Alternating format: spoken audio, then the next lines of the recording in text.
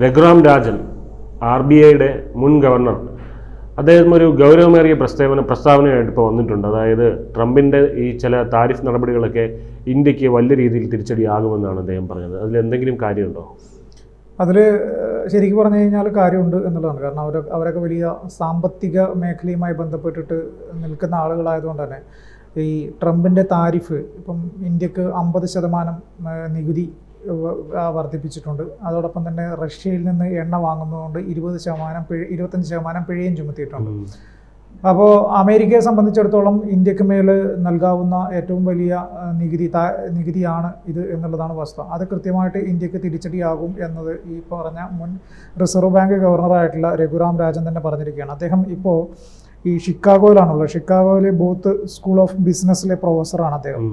ലോക സാമ്പത്തിക രംഗത്തെ പ്രധാന ശബ്ദങ്ങളിൽ ഒന്നാണ് അദ്ദേഹത്തിൻ്റെത്. കാരണം അദ്ദേഹം റിസർവ് ബാങ്ക് ഗവർണറൊക്കെ ആയിരുന്നത് കൊണ്ട് തന്നെ സാമ്പത്തിക മേഖലയിൽ ലോകത്ത് എന്താണ് സംഭവിക്കുന്നത് എന്നതിനെക്കുറിച്ച് കൃത്യമായിട്ട് പഠനം നടത്തുന്ന ഒരു വ്യക്തിയാണ് അദ്ദേഹം. അപ്പോൾ അദ്ദേഹം പറഞ്ഞു, അമേരിക്ക ഇന്ത്യയിൽ നിന്നുള്ള ഉൽപ്പന്നങ്ങൾക്ക് 50% വരെ താരിഫ് ഏർപ്പെടുത്തിയിട്ടുണ്ട്.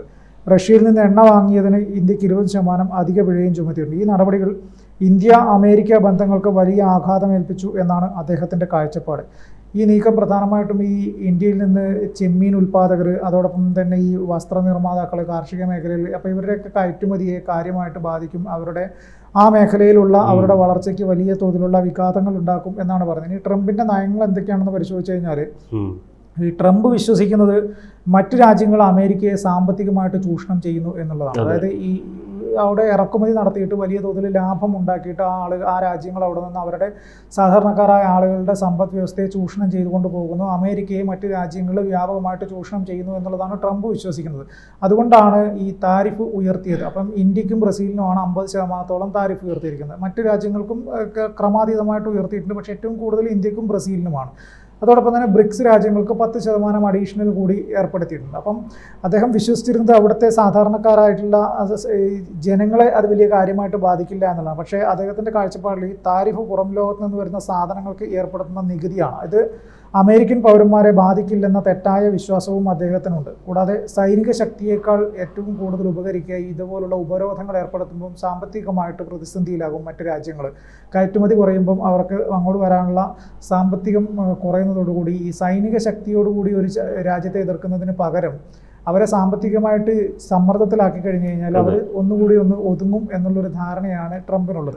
അപ്പോൾ ആ ഒരു രീതിയിലാണ് ട്രംപ് അങ്ങനെ ചെയ്തത്. അപ്പം ഈ മറ്റൊരു പ്രധാനപ്പെട്ട ഒരു കാര്യം, ഇന്ത്യ പോലുള്ള ഒരു രാജ്യത്തിന് ഇത്രയും വലിയ നികുതി ഏർപ്പെടുത്താൻ അദ്ദേഹത്തെ പ്രേരിപ്പിച്ച പ്രധാനപ്പെട്ട ഘടകങ്ങളിൽ ഒന്ന് ഈ റഷ്യയിൽ നിന്ന് എണ്ണ വാങ്ങിക്കുന്ന ഒരു കാര്യം കൂടിയാണ്. റഷ്യയിൽ നിന്ന് അമേരിക്കയും എണ്ണ വാങ്ങിക്കുന്നുണ്ട്, ഇന്ത്യ വാങ്ങിക്കുന്നുണ്ട്, വിയറ്റ്നാം വാങ്ങിക്കുന്നുണ്ട്, നിരവധി രാജ്യങ്ങൾ വാങ്ങിക്കുന്നുണ്ട്. അപ്പോൾ ബംഗ്ലാദേശ്, ശ്രീലങ്ക, തായ്വാൻ, വിയറ്റ്നാം എന്നീ രാജ്യങ്ങൾക്ക് 20% താരിഫ് ഏർപ്പെടുത്തിയിരിക്കുന്നത്. അപ്പോൾ ഇന്ത്യക്കാണെങ്കിൽ അത് 50% താരിഫ് ചുമത്തി. ഇന്ത്യ ഒരു പ്രത്യേക ശിക്ഷ പോലെ ലക്ഷ്യമാക്കിയിട്ടാണ് ഇന്ത്യക്ക് മേൽ ഇത്ര വലിയ താരിഫ് ഏർപ്പെടുത്തിയിരിക്കുന്നത് എന്നാണ് രഘുറാം രാജൻ പറയുന്നത്. റഷ്യയിൽ നിന്ന് എണ്ണ വാങ്ങിയതിന് ഇന്ത്യക്ക് ചുമത്തി 25% പിഴ നീതിയുടെയോ സ്വാതന്ത്ര്യത്തിൻ്റെയോ പ്രശ്നമല്ല, മറിച്ച് അധികാരത്തിൻ്റെ കളിയാണ്. ഈ നടപടി എണ്ണ ശുദ്ധീകരണശാലകൾക്ക് ലാഭം ഉണ്ടാക്കിയേക്കാമെങ്കിലും ചെറുകിട കയറ്റുമതിക്കാർക്കാണ് യഥാർത്ഥത്തിൽ നഷ്ടം സംഭവിക്കുന്നത്. ഇനി ഇന്ത്യൻ നയത്തിൽ കാര്യമായിട്ടുള്ള തിരുത്തലുകൾ വരുത്തണം എന്നും ഈ രഘുറാം രാജൻ പറയുന്നുണ്ട്.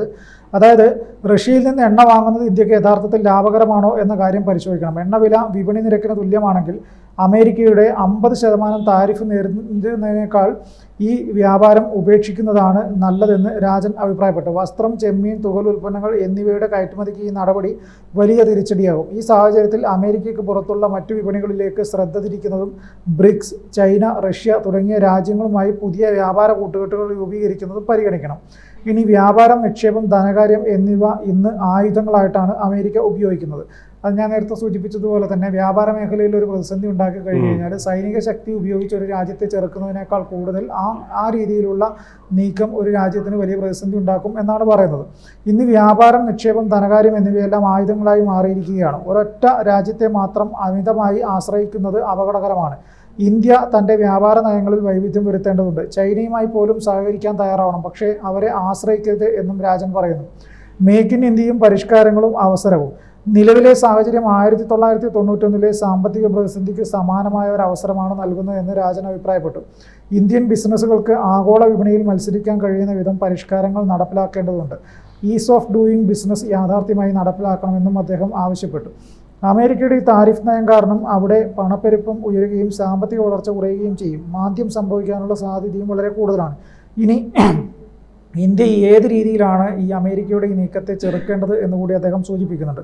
പ്രതികാര നടപടികൾ സ്വീകരിക്കുന്നതിന് പകരം സംഭാഷണങ്ങൾ തുടരുക എന്നതാണ് ഇന്ത്യ ചെയ്യേണ്ടത്. അമേരിക്കൻ ഉപഭോക്താക്കളെ, ഉദാഹരണത്തിന് ചെമ്മീൻ ഇറക്കുമതി ചെയ്യുന്ന കമ്പനികൾ, അവരെ ഉൾപ്പെടുത്തി സമ്മർദ്ദം ചെലുത്തുന്നതിലൂടെയും അമേരിക്കൻ പ്രസിഡന്റിനോട് അടുപ്പമുള്ളവരെ ഉപയോഗിച്ചും ഈ പ്രശ്നം പരിഹരിക്കാൻ ശ്രമിക്കാം.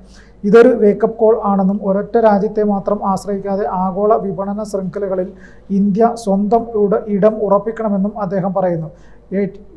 സാമ്പത്തിക വളർച്ച നേടാൻ ആവശ്യമായ പരിഷ്കാരങ്ങൾ അടിയന്തരമായി നടപ്പിലാക്കണമെന്നും അദ്ദേഹം കൂട്ടിച്ചേർക്കുന്നുണ്ട്. അദ്ദേഹം പറയുന്ന കൃത്യമായിട്ടുള്ള കാര്യങ്ങളാണ്. അതായത് ഇന്ത്യ സാമ്പത്തികമായിട്ട് അമേരിക്ക പോലുള്ള ഒരൊറ്റ രാജ്യത്തെ ആശ്രയിച്ചുകൊണ്ടാണ് മുന്നോട്ട് പോകുന്നതെങ്കിൽ അത് വലിയ തോതിലുള്ള ഒരു നഷ്ടം ഇന്ത്യക്ക് ഉണ്ടാക്കും എന്നും അത്തരത്തിൽ ഒരു നീക്കത്തിലേക്ക് ഇന്ത്യ പോകാതിരിക്കുന്നതാണ് ഏറ്റവും നല്ലത് എന്നുമാണ് അദ്ദേഹം പറഞ്ഞു വെക്കുന്നത്.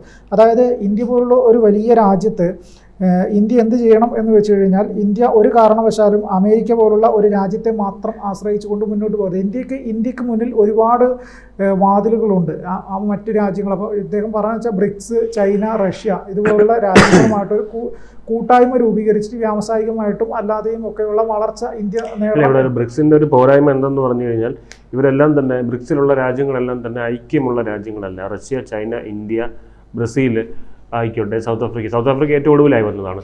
അപ്പോൾ ഈ പറയുന്ന ഇന്ത്യ, ചൈന എന്ന് പറയുന്നത് ആയിക്കോട്ടെ, റഷ്യ, ചൈന ആയിക്കോട്ടെ, ഇവർ തമ്മിൽ സംഘർഷം നിലനിൽക്കുന്നുണ്ട്. അപ്പോൾ ഇവരൊരിക്കലും ഒരു പൊതു ശത്രു എന്നുള്ള ഇതിലാണ് ഇപ്പോൾ ഇങ്ങനെ നിൽക്കുന്നത്. അത് മാത്രമല്ല, ഇപ്പോൾ ബ്രിക്സിൻ്റെ ഒരു കറൻസി വരും എന്നൊക്കെ പറയുന്നത് വെറുതെ പറയുന്നതാണ്. കാരണം ബ്രിക്സ് ഒരിക്കലും ഒരു കറൻസി ആയിട്ട് രൂപീകരിക്കുന്നെങ്കിൽ അത് ഏത് കറൻസി ഫോം ചെയ്യും, അതായത് 1 ബ്രിക്ക് = 1 yen. നമുക്കറിയാം ചൈനീസിൻ്റെ യുവാൻ എന്ന് പറയുന്ന കറൻസി ഉണ്ടല്ലോ, അതാണ്. അപ്പോൾ അവർക്ക് ലാഭമാണ്, ചൈനക്കാർക്ക് ലാഭമാണ്. ഒരു ബ്രിക്ക് എന്ന് പറയുന്ന കറൻസി ഒരു യുവാനാണ്. അപ്പം ഒരു യുവാൻ എന്ന് പറഞ്ഞാൽ 12 ഇന്ത്യൻ റുപ്പീസ് ആണെന്നാണ് എൻ്റെ ഒരു അറിവ്. എനിക്കറിയില്ല അത് കൃത്യമായിട്ട്, 12 എന്നാണ് ഞാൻ കേട്ടിട്ടുള്ളത്. അപ്പോൾ എന്തായാലും 12 യുവാൻ ഉണ്ടെന്നുണ്ടെങ്കിൽ ഇന്ത്യക്ക് അത് നഷ്ടമാണ്. കാരണം 12 രൂപ കൊടുക്കുമ്പോഴാണ് നമുക്കൊരു ബ്രിക്ക് കിട്ടുന്നത്. ചൈനയ്ക്ക് ആ പ്രശ്നമില്ല, റഷ്യയ്ക്കും അതുപോലെ ഇതിന് ബുദ്ധിമുട്ടുണ്ടാവും. അപ്പോൾ ഇങ്ങനെ ഒരു കറൻസി, അപ്പോൾ ബ്രിക്സിൻ്റെ കറൻസി രൂപീകരണ സാധ്യതകൾ അവിടെ തന്നെ പൊളിഞ്ഞു വീഴുന്നത് അതുകൊണ്ടാണ്. ഈ ചൈന അതിനകത്ത് ഒരു ആധിപത്യം, കാരണം ചൈനയാണ് ഈ പറയുന്ന രാജ്യങ്ങളിലെല്ലാം ഒരു വൻകിട മാർക്കറ്റ് ഉള്ളത് ചൈനയ്ക്കാണ്, അല്ലെങ്കിൽ ഒരു സാമ്പത്തിക വോയിസ് ഉള്ളത് ചൈനയ്ക്കാണ്. അതുകൊണ്ടാണ് അവരവരുടെ കറൻസി ആയിട്ട് ബ്രിക്കിനെ ഈക്വലൈസ് ചെയ്തത്. അപ്പോൾ അങ്ങനെ ഒരു പ്രശ്നമുണ്ട്. അതിപ്പോൾ ബ്രിക്സ് എന്ന് പറയുന്നത് ഈ ലോൺ കൊടുക്കുന്ന ഒരു ബോഡി ആയിട്ട് മാത്രമാണ് നിൽക്കുന്നത്, രാജ്യങ്ങൾക്കെല്ലാം തന്നെ ലോൺ കൊടുക്കുന്ന. അപ്പോൾ അങ്ങനെ നിൽക്കുന്നുണ്ട്. പിന്നെ ഇതിനോടൊപ്പം തന്നെ മനസ്സിലാക്കേണ്ട ഒരു കാര്യം, ഇന്ത്യ തരൂർ വന്ന് പറഞ്ഞിരുന്ന കാര്യമാണ്, ഇന്ത്യ അമേരിക്കയെ ഒരിക്കലും ആശ്രയിച്ച് നിൽക്കാൻ പാടില്ല, അവരുടെ വ്യാപാരം വിപുലീകരിക്കണം മറ്റു രാജ്യങ്ങൾക്കും കൂടെ. ആ ഒരു അഡ്വൈസ് ഇന്ത്യ സീരിയസ് ആയിട്ട് തന്നെ എടുക്കണമെന്നാണ് നമ്മുടെ അഭിപ്രായം.